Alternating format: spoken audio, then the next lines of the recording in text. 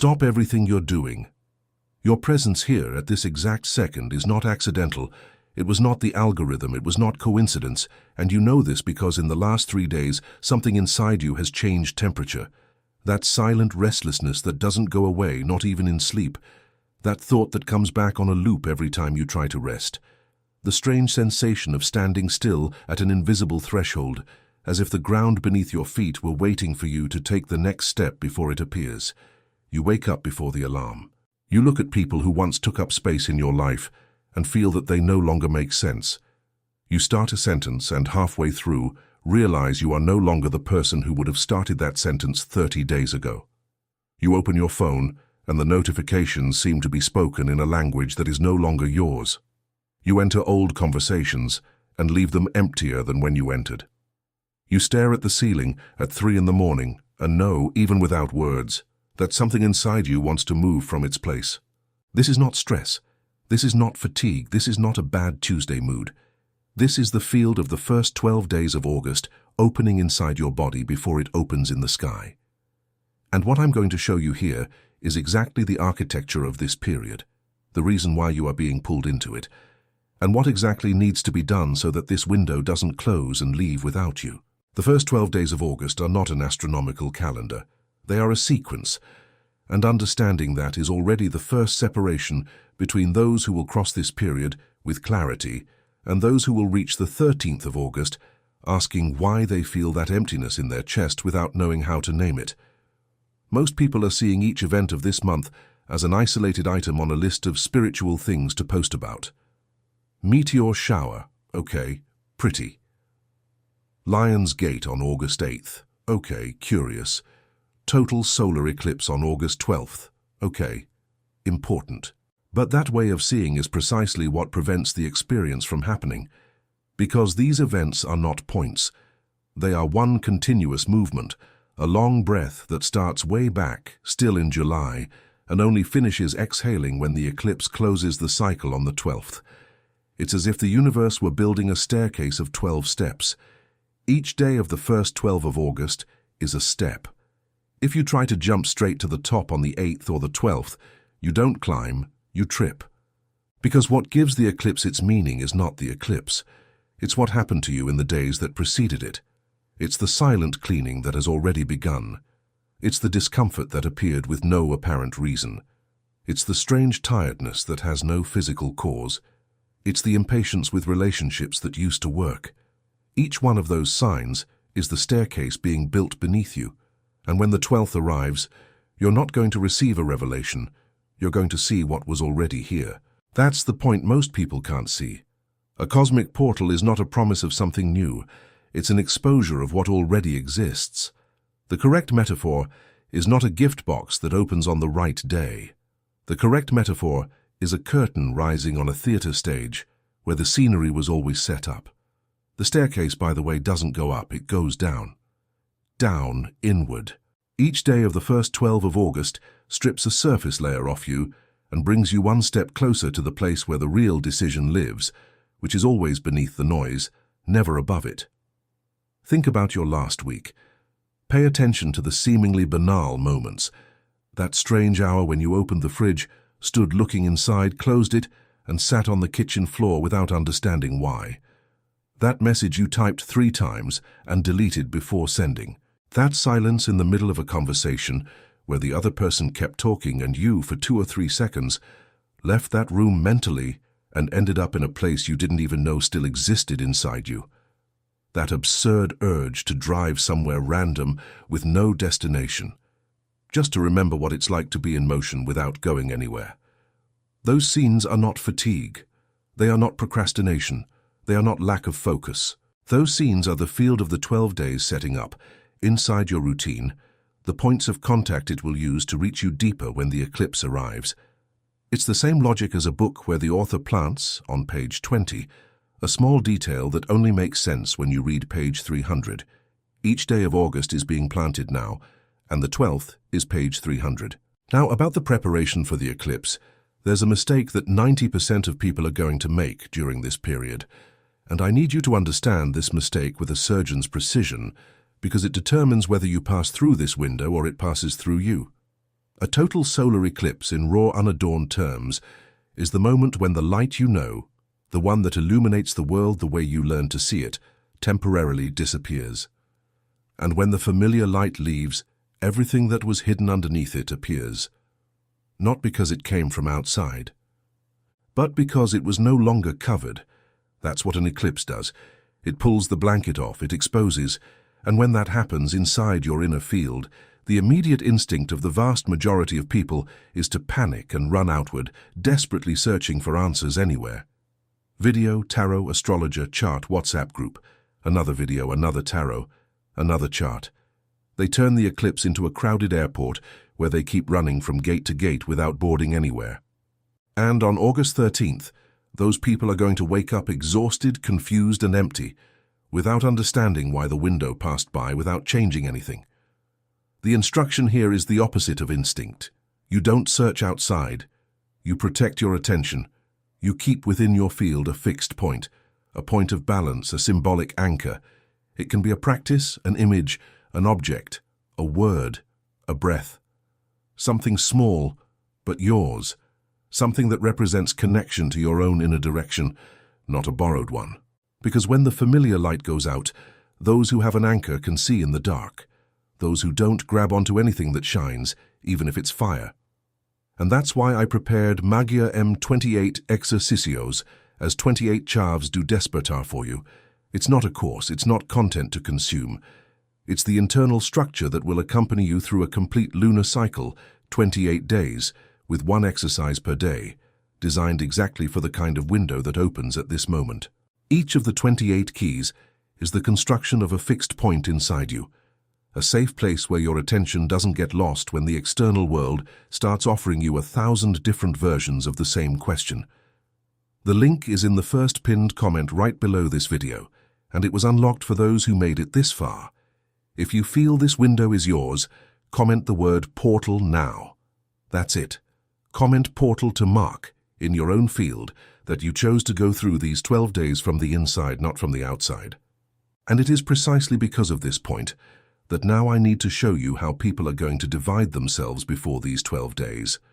Because there is not just one way of feeling this, there are three, and understanding which one you are in completely changes what you should do in the coming days. The first group is those who have already felt it. Long before any channel talked about the eclipse, long before any post about the Lion's Gate, these people started waking up at 3, 4 in the morning with their hearts racing for no reason. They started having old conversations resurface, memories that seemed dead lighting up out of nowhere, seemingly random encounters that carried a strange weight.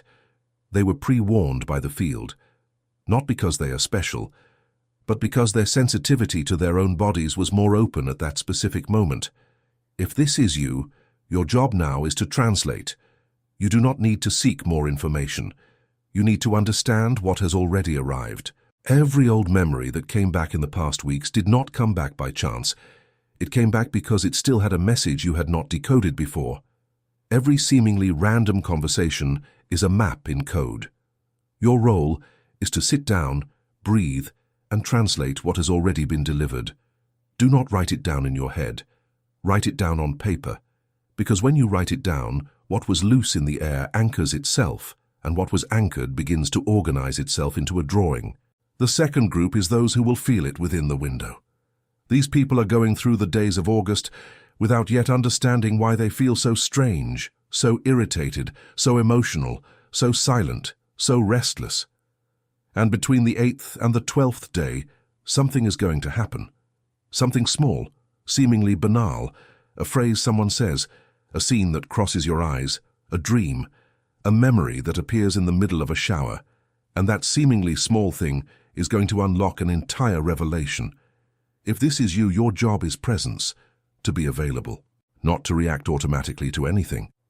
Special care with impulsive decisions during these 4 days, because the accumulated energy can disguise itself as clarity and push you into moves that seem right, but are in fact just discharges of the system.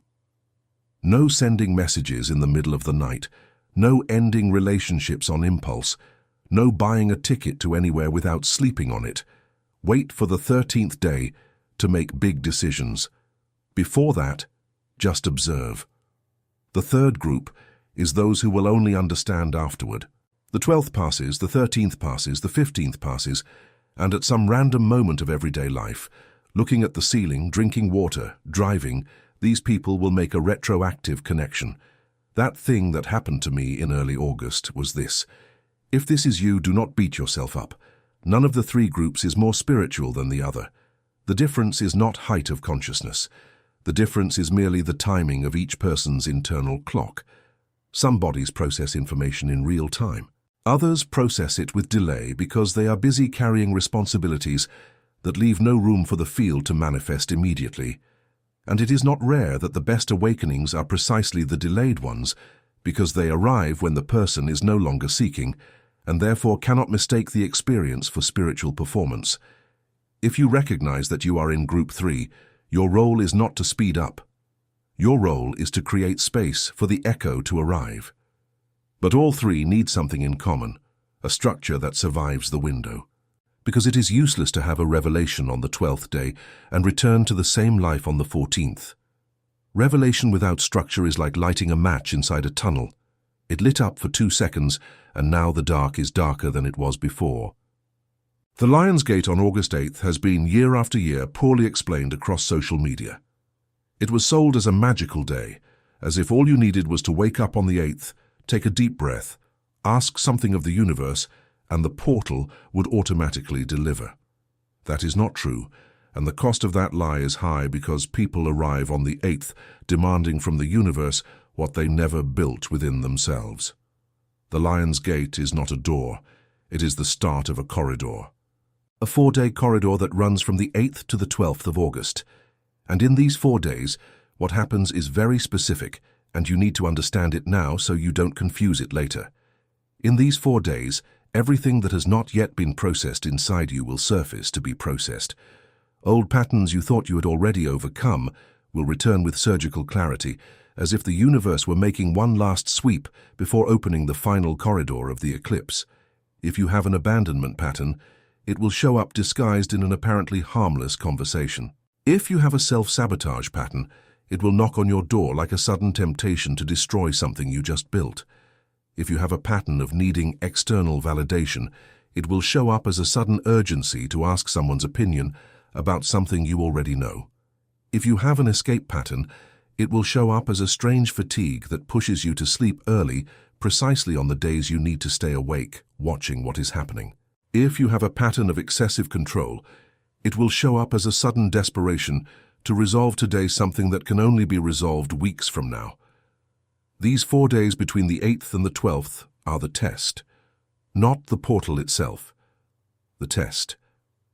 And this is precisely where the sleeping majority will react in automatic mode, fighting the pattern, blaming themselves, trying to fix it fast, getting distracted.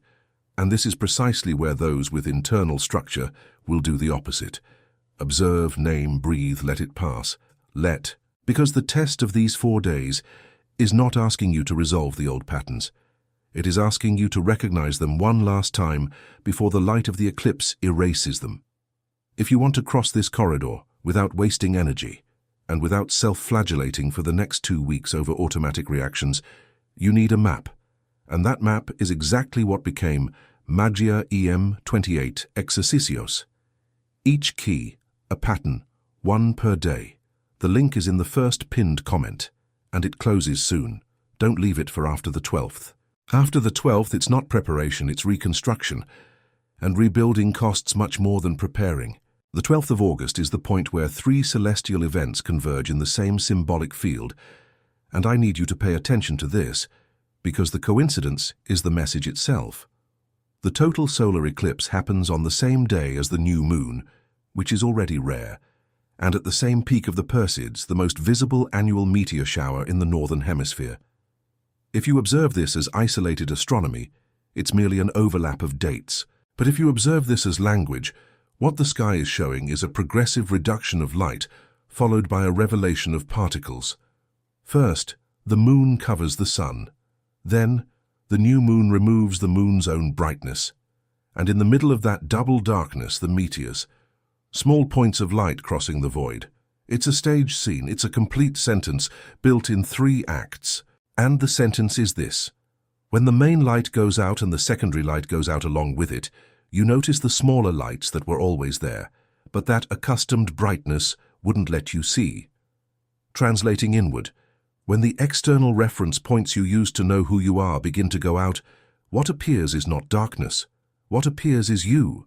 Internal signals you had never seen appear. Small truths that were always in your chest, but were covered by an excess of borrowed light. Opinions, expectations, scripts inherited from family, culture, religion, social media. And the 12th will not give you new things. It will give you back access to what you abandoned inside yourself in order to fit into the place where you were living. That is why many people will cry for no specific reason on the 12th. It's not sadness, it's reunion. It's the body recognizing a piece that had been disconnected. And that is why another part of people will feel irritated, anxious, restless. That's not anger either. It's the natural resistance of the system when something that was asleep begins to stir. None of these reactions are wrong. They are all the same movement seen from different angles. And if you pay attention, you'll notice that the body itself has been rehearsing this scene for days. That deep sigh that appears on its own in the middle of the day. That strange desire to go without speaking for an entire afternoon. That impulse to clean out the closet for no logical reason. That feeling of not wanting to enter certain message groups anymore. All of this is the same eclipse happening in miniature inside your field, days before the sky performs the movement on a macro scale.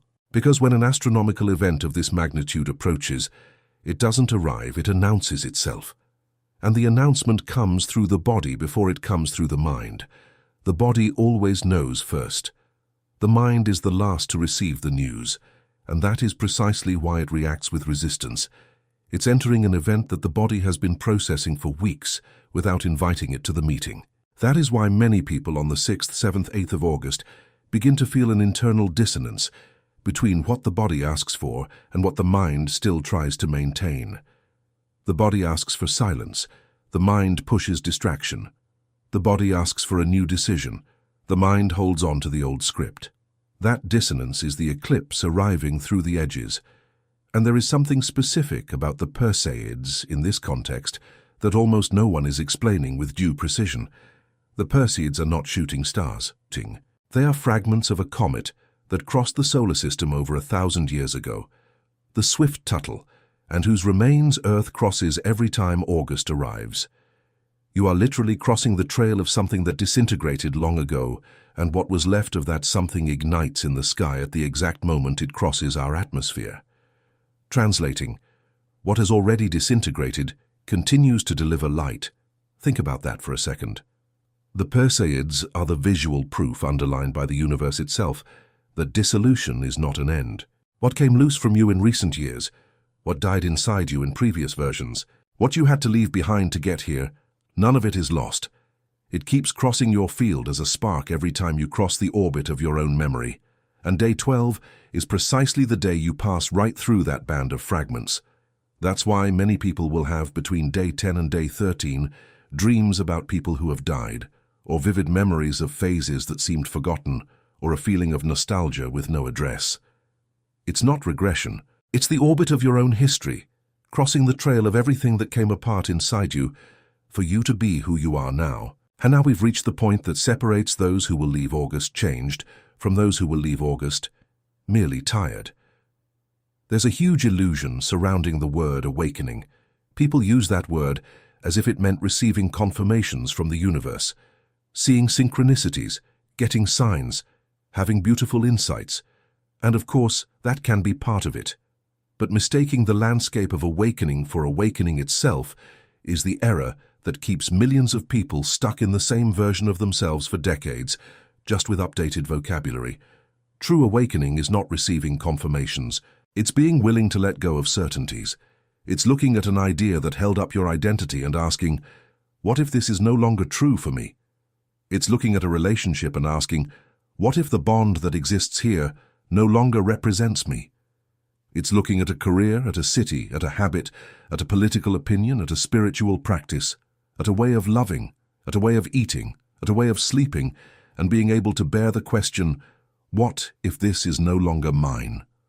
Awakening hurts exactly there, in the place where the old identity has to be dismantled so that the next version of your consciousness has room to arrive. And no one warned you, but what hurts in awakening is not losing what was false. It's realizing how many years you defended with tooth and nail things that had already been false for a long time. It's the retroactive perception of the price. It's looking back and seeing that a considerable part of your energy was spent protecting structures that were already dead inside, only keeping the facade standing so you wouldn't have to face the emptiness that would remain in their place. And the eclipse on day 12 is a direct invitation to that dismantling. It won't do anything to you. It will only temporarily remove the light that sustains your old identities so you can see them from the outside for the first time. And what you do in that instant decides the next months of your life. Either you observe and release, or you cling and reinforce. There is no third option. And if you're feeling right now, while you listen to this, a specific tension in your chest, an urge to close this video, an urge to say, I don't need this, breathe.